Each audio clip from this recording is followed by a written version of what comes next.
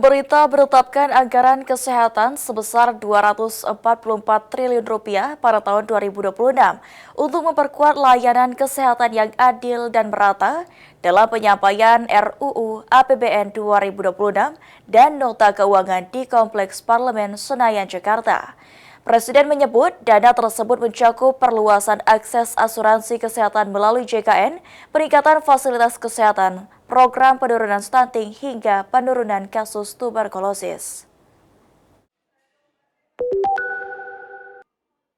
Pemerintah menetapkan anggaran kesehatan sebesar Rp244 triliun pada tahun 2026 untuk memperkuat pelayanan kesehatan yang adil dan merata.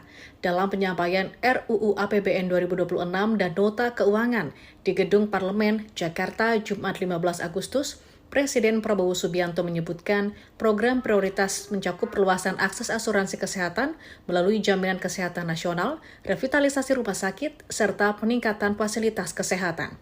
Anggaran tersebut juga difokuskan pada percepatan penurunan stunting, pemberian bantuan gizi bagi balita dan ibu hamil, pengendalian penyakit menular, juga penurunan kasus tuberkulosis.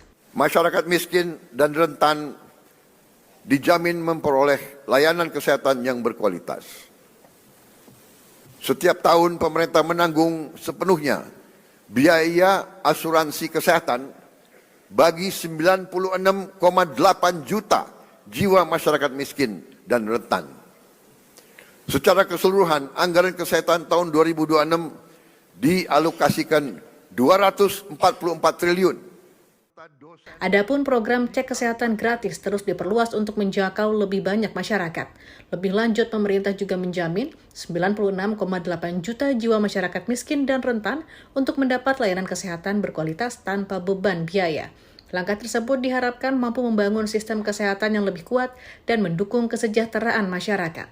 Tim Kantor Berita Antara mewartakan.